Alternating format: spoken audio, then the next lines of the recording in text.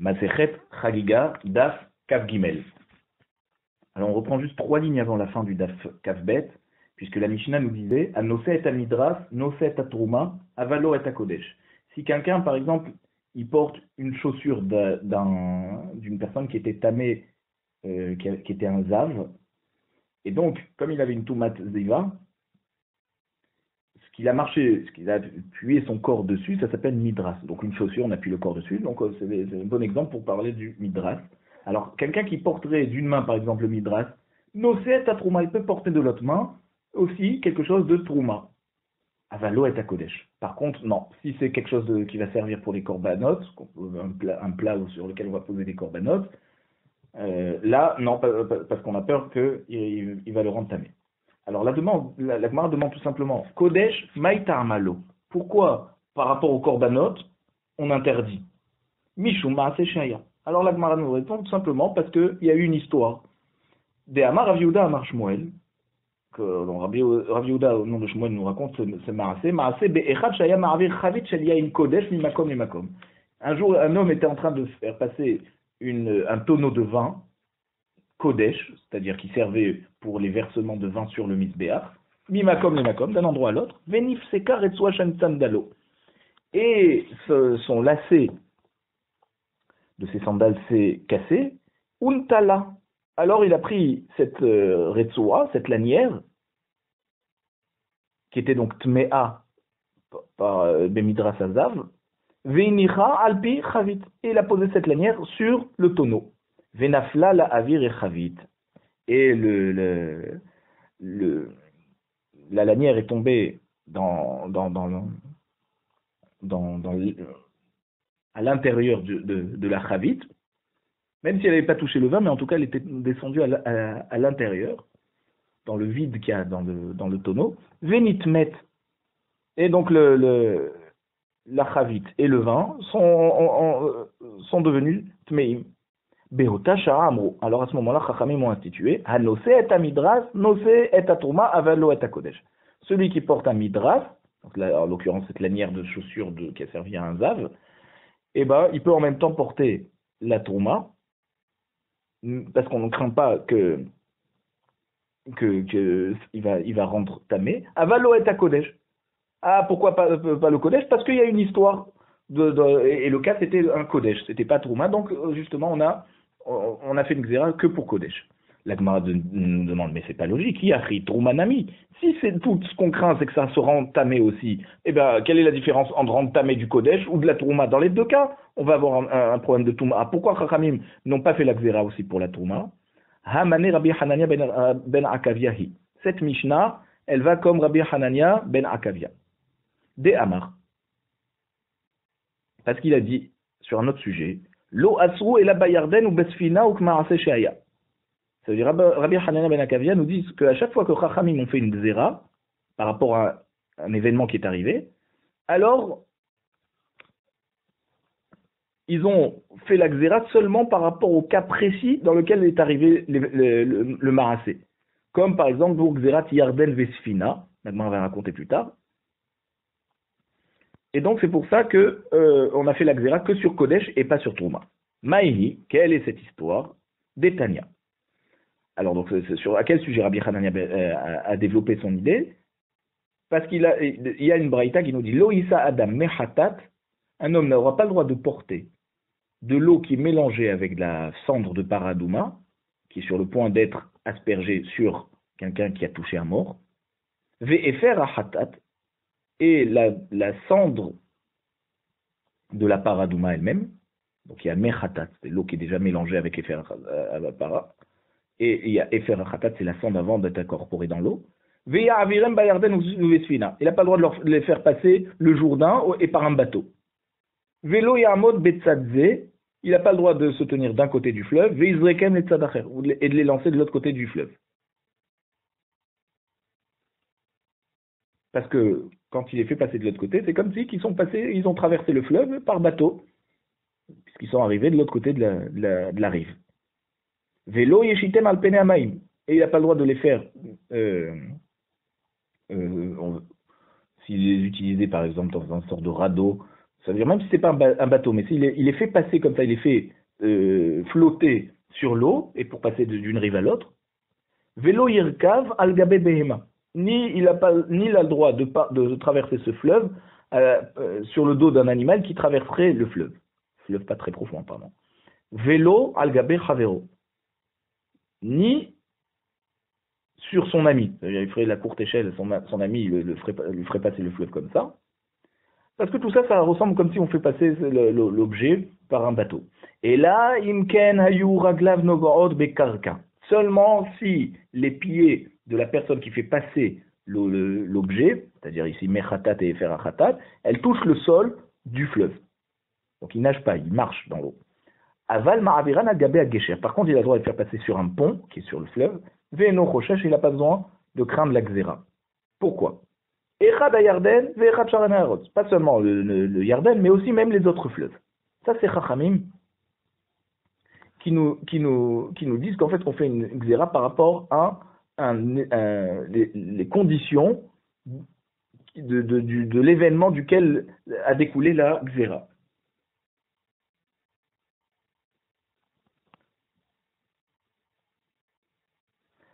Puisqu'en fait, à la base, c'était l'Efer Apara et Mechatat qui sont devenus tamés en passant par un bateau, en traversant le Yarden. Donc on a généralisé à quelque chose qui est similaire, c'est-à-dire faire passer en flotter ou les lancer, ou en passant par un animal, parce que tout ça, ça ressemble à faire passer par un bateau. Et pas seulement pour le Yarden, même pour les autres fleuves. Rabbi Hanania ben Akavia Omer, Lo asrou ela bayarden. Maintenant, Rabbi Hanania ben Akavia nous dit non, tout ce qu'on a interdit, Mechatat et Ferapara, c'est seulement dans le Jourdain, puisque cette histoire s'est passée sur le Jourdain, pas pour les autres fleuves. Vebisfina, ou avec un bateau, mais pas pour quelqu'un qui les fait flotter ou qui les lance d'un côté à l'autre de la rive. Ukma ase shaya, effectivement, comme l'histoire qui est arrivée.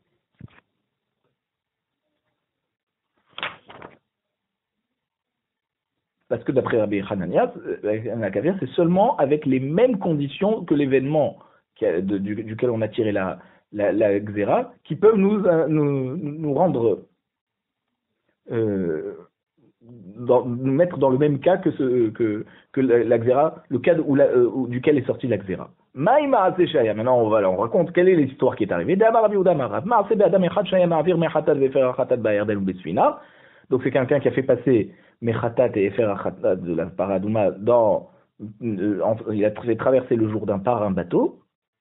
Venimtsa kezaït met tahu bekarkaïta shel tzfina. Et on a trouvé un kazaït de chair d'un niftar, d'un défunt, au fond de la cale du bateau. Et donc, tout ce qui était au-dessus est devenu tamé. Beotasha amrou, lo isa adame hatat vefer hatat ve'avirem bayarden basfina. Et donc, c'est pour ça que le Chachamim ont fait la xéra par rapport à ce cas qui est arrivé. On s'est posé la question au Bet Midrash, sandal tamé, sandal tahor, mahu. Alors, lorsque Chachamim ont interdit de prendre d'une main, on va dire, un sandal tamé, et de l'autre main quelque chose qui va servir au korbanot, kodesh, maintenant, si quelqu'un il prend un sandal tahor, est-ce qu'on va dire aussi que c'est interdit parce que si quelqu'un va le voir, il va pas savoir que c'est un sandal tahor et il va se permettre peut-être aussi de prendre un sandal tamé ou pas? Deuxième safek, chavit ptucha, chavit ptuma mahu. Si quelqu'un, dans le cas où on a dit quelqu'un qui prend d'un côté la chaussure d'un zav avec la lanière, et de l'autre côté, dans l'autre main, il prendrait un tonneau ouvert. Alors, est-ce que la lanière risque de tomber dedans? Maintenant, si c'est une chavite fermée de Kodesh, que la chaussure ne risque pas de tomber dedans. Maou, quel est le dien? Est-ce qu'on interdit aussi ou pas?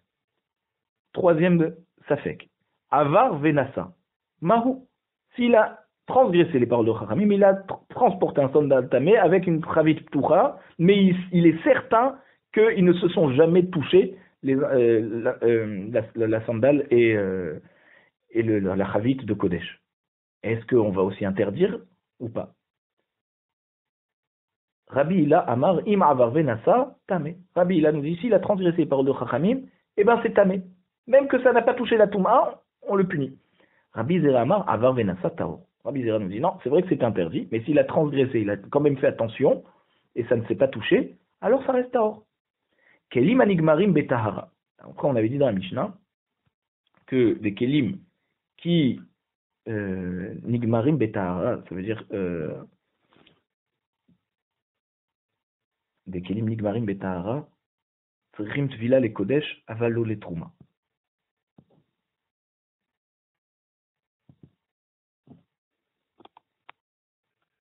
Donc on avait dit, dans la Mishnah, Kelim Anigmarim Betahara, c'est-à-dire si c'est des Kelim qu'on a terminé de fabriquer tout en faisant attention que ça reste tamé, que ça ne touche aucune Touma, et bien on avait dit, si ça va être utilisé en tant que Kodesh, il faut quand même les tremper au mikvé, mais pas si ça va être utilisé pour la Trouma.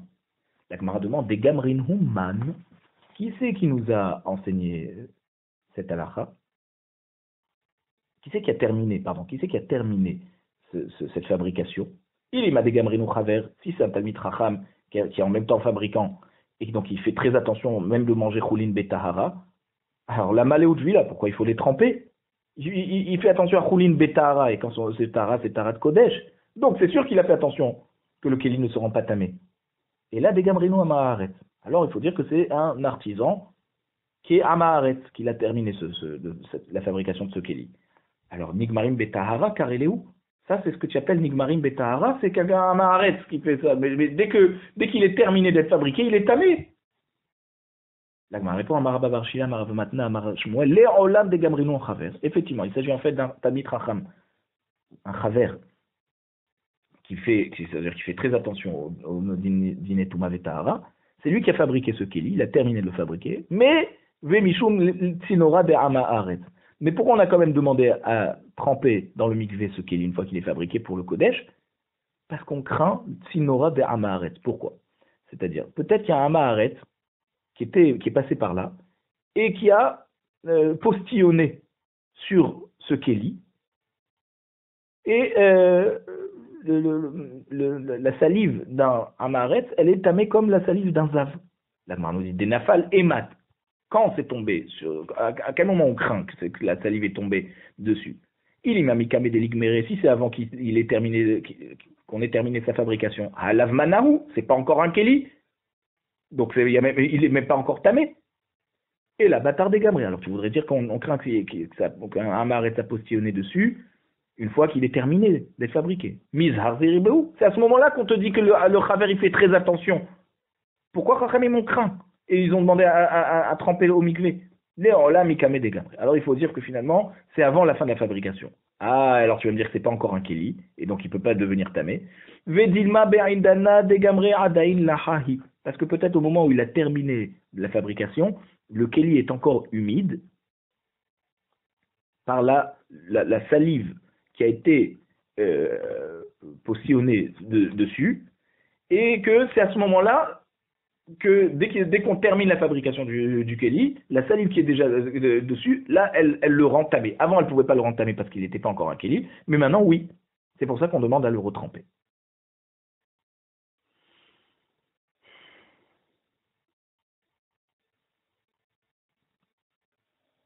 Alors, Tvila in ha'arev shemesh lo. Donc, quand on nous dit dans la Mishnah, Kelim anigmarim betarat rim tvila, et on a simplement demandé à les tremper au mikvé. Mais on n'a pas dit à Arev Shemesh. On n'a pas besoin d'attendre la tombée de la nuit pour qu'ils deviennent tahor. Ça veut dire, du moment où on les a trempés au mikvé, même s'il fait encore jour, tout de suite ils deviennent tahor. Il n'y a pas besoin d'attendre la fin de la journée.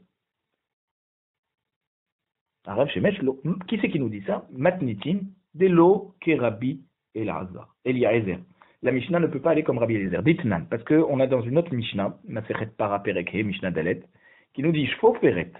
Shfoferet, donc on va dire un tube, un tuyau, qui a un bouchon à son extrémité. Shehatacha lachatat, qu'on a coupé pour mettre dedans la cendre de la paradouma. Rabbi Eliezer Omer itbol miyad. Rabbi Eliezer nous dit tout de suite il faut le tremper. Parce que du moment où on l'a coupé et qu'on l'a rendu donc un kéli puisqu'il peut contenir,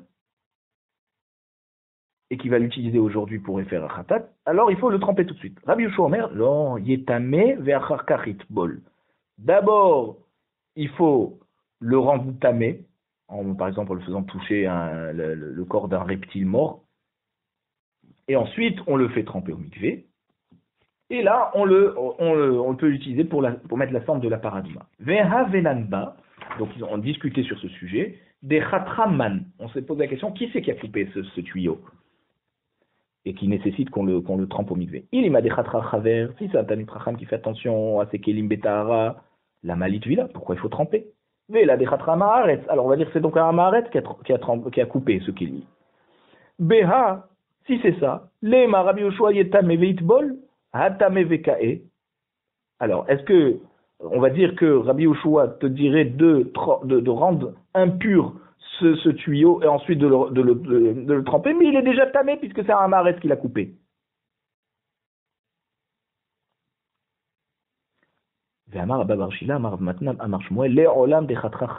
Donc on nous dit que finalement c'est un Talmid Chacham qui a coupé ce kili. Alors pourquoi il faut le tremper?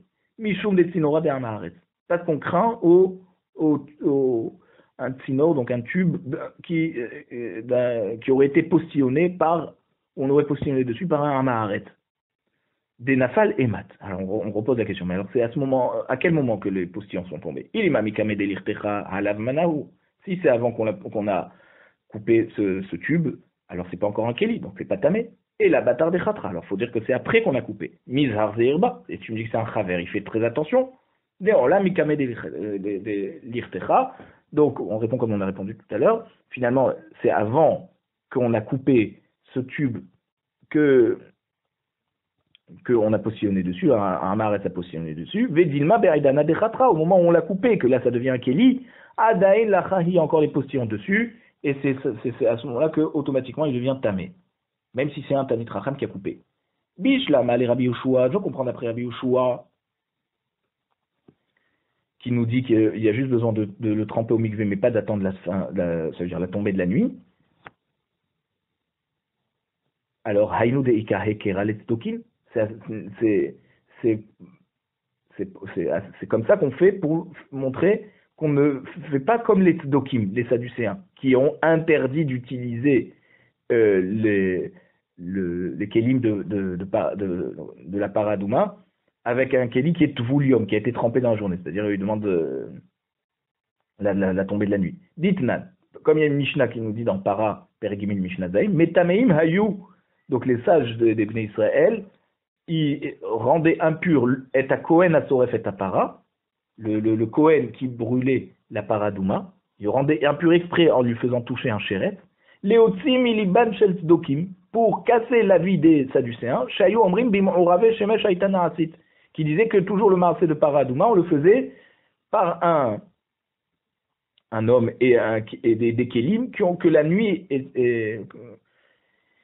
est tombée après qu'on les a rendus tahor, et pas le jour de la tvila. Il faut aussi que la nuit tombe.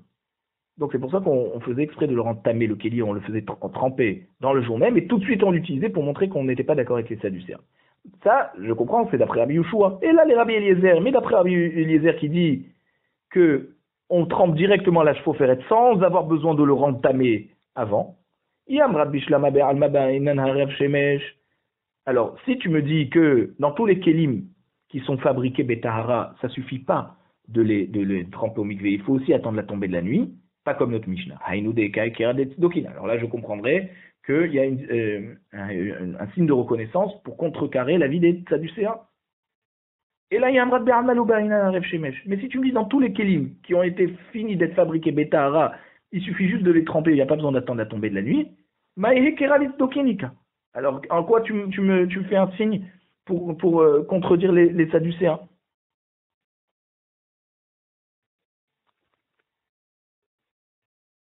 Puisque c'est pas un kéli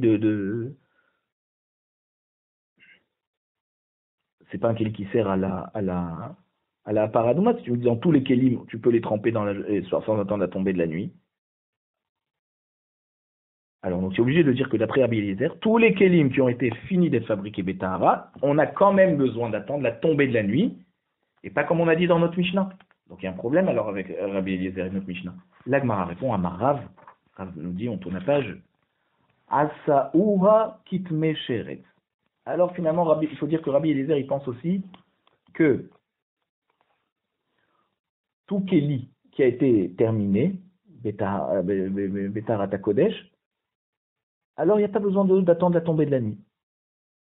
Mais la chevaux-ferrette, il y a quand même un siman lorsqu'on la trempe dans la journée. Pourquoi? Parce que Chachamim ont considéré cette chevaux-ferrette qu'on a coupée pour pouvoir l'utiliser dedans, mettre dans la cendre de la paradouma.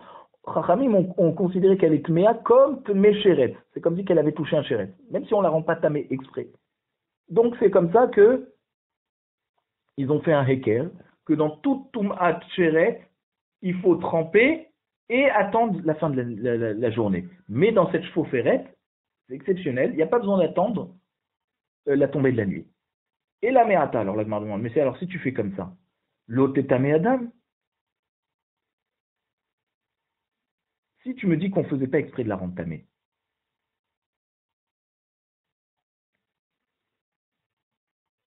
on l'a juste on l'a considéré comme si qu'elle était tamée chéret. Alors, il faut savoir qu'un kéli qui a été rendu tamé par le fait il était en contact d'un chéret mort, ça ne le rend pas avatouma, comme par exemple pour un mort. C'est juste un chéret, donc il est rishon atouma. Et donc cette chevaux-ferrette, elle est aussi rishon atouma. L'autre est tamé adam, elle ne va pas rendre impur un homme, puisque un homme ne se rend pas impur au contact de quelque chose qui est déjà lui-même rishon atouma.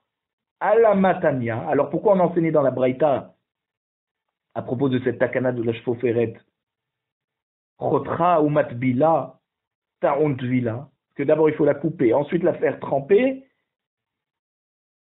et ensuite lui-même se tremper. Mais il n'est pas rendu tamé.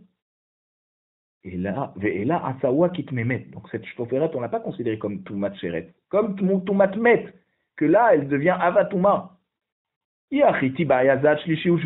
Alors ça suffit pas qu'il se trempe une fois au mikvé. Si cette chevaux-ferrette elle est indigne de Tumat Met, il faut l'asperger le 3e jour et le 7e jour de sa tahara. À la matania. Et pourquoi on enseignait dans la Braïta? Chotra ou matbila ta'on tvila. On a dit on la coupe, on la fait tremper. Tvila in. Donc la chevaux-ferrette, il faut la tremper au mikvé. Haza achlishi ushvi ilo. Et on n'a pas précisé dans la Braïta qu'il faut aussi asperger le 3e jour et le 7e jour. Par la paradouma. Donc de cette braïta, on est obligé de dire que la chevaux-ferrette n'a pas un digne de Tumat Met. Et là, aswa qui te met bashvi ishelo. Alors on a considéré cette chevaux-ferrette comme si qu'elle est tméa le 7e jour de la tahara. C'est-à-dire juste avant, après qu'on ait aspergé la paradouma, avec la cendre de paradouma, et juste avant d'avoir trempé au mikvé. Et qu'à ce moment-là, cet objet, qui est Mémet, il est Avatuma et il rend tamé les autres en les rendant Rishon Latuma.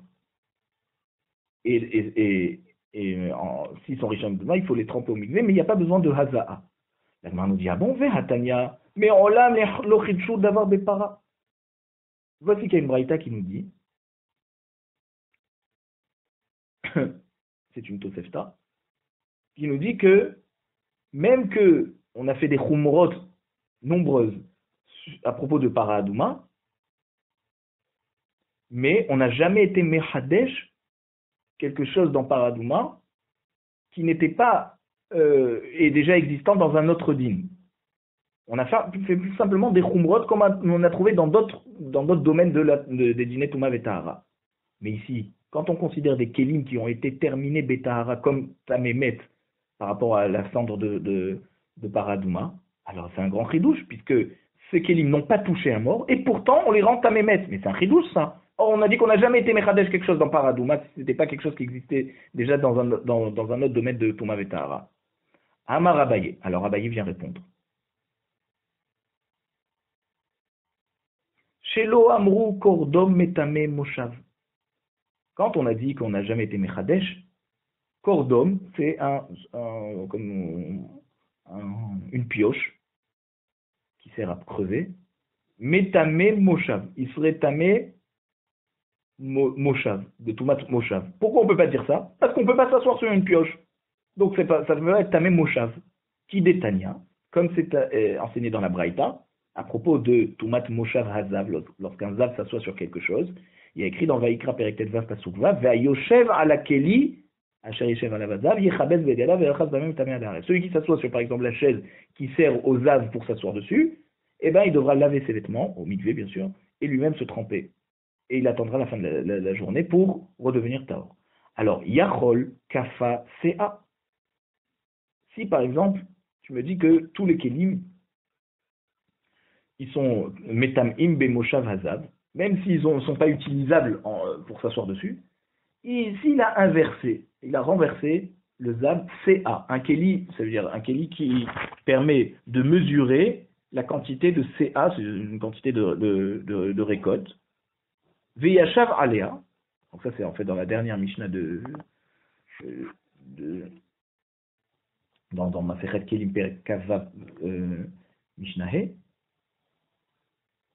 Tarkav, ou alors il a renversé, il a mis à l'envers un Tarkav, c'est un Keli qui permet de mesurer la moitié d'une CA. Veyashava Alea, d'accord, il a utilisé en tant que petit tabouret. Yehe Tamé. Alors il devrait être Tamé puisqu'il s'assit dessus. Talmud Lomar, donc le pasuk vient de dire, Veyoshev ala Keli asher yeshev alav azav. Ça veut dire que seulement sur un Keli, où il va s'asseoir dessus, mais pas sur ce qui s'est déjà assis. Et ça veut dire quoi? C'est quoi Yeshev plutôt que Yashav? C'est un Keli qui sert tout le temps à être utilisé pour s'asseoir dessus. Et donc on a déduit du pasuk, Mishemeyohad Leishiva, un Keli qui est réservé pour qu'on s'assoie dessus. Une chaise. Yatzazé, donc un Keli qui sert à mesurer de la récolte que tu mets à l'envers et que tu t'assois dessus. Non, chez Omrim, lo, Amod, Vena, Asem, Elartenu. On lui dit, c'est comme si on lui dit, lève-toi de là, hein, et laisse-nous travailler avec ce Keli comme il se doit d'être utilisé. C'est pas son utilisation habituelle, donc ça ne rend pas ta mémouchaf. Donc en tout cas, de cette braïta, on voit qu'il y a des Kelim qui ne sont pas réservés pour s'asseoir dessus, et on ne le considère pas, donc, Tumat Moshav. Et pourtant, c'est pour ça qu'on a dit dans une autre braïta, qu'on n'a jamais été mechadesh dans Kelim, une touma qui n'est pas de la manière habituelle d'utilisation de ce Keli. Mais une touma qui peut arriver avec une utilisation normale, alors on a considéré que c'est tamé, même si on n'a pas touché, si le Keli n'a pas touché cette touma. Alors, la Mishnah nous dit comme ça. Hakeli metzaref machemetocho la kodesh avalo la touma. Ça veut dire que le Keli, et on inclut tout ce qu'il y a dedans pour le kodesh, mais pas pour la touma. Mais nahanemile. Ça me demande d'où on sait ce din qu'un Keli, on peut inclure tout ce qu'il y a dedans pour le kodesh. Amar Bihanin de Amar Kra kafahat asara zahav melea ketoret. Rabbi Hanin nous dit, parce que le pasuk dans Bamidbar par exemple, pasuk Yuddalet, il nous dit, c'est quoi kaf achat asara zahav melea ketoret. Akatuv asao lekol masheba kaf achat. Kaf achat, ça veut dire, on a considéré que tout ce qui est dans cette pelle, dans cette grande cuillère, c'est comme un seul bloc.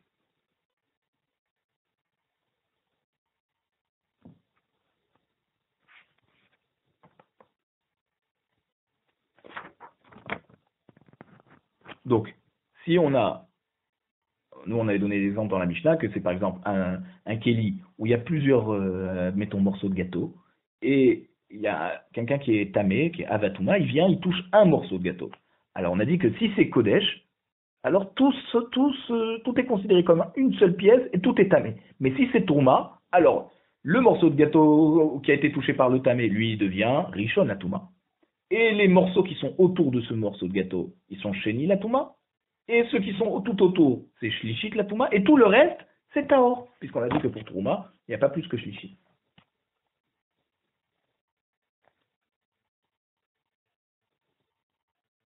Métiv Rav Kahana. Rav Kahana objecte. Il nous dit sur ce que va dire Rabbi Chani.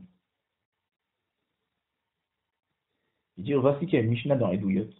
Perekret Mishnah Aleph, qui nous dit Hosif Rabbi Akiva. Rabbi Akiva a rajouté sur Rabbi Shimon ben Betera, qui était avant lui, Hasolet, donc la fine fleur, ce moule quoi, pour les ménachot, Vehaktoret, l'actoret, les encens, Vea levona, la levona, donc c'est un des ingrédients de l'actoret, Vea gechalim, et aussi pour les braises qu'on prenait du misbeach achitson pour préparer les encens. Et tout ça on mettait dans un keli. Chez im nagat vulium bemixato, s'il y a quelqu'un qui doit se tremper dans la journée au mikvé, il a touché,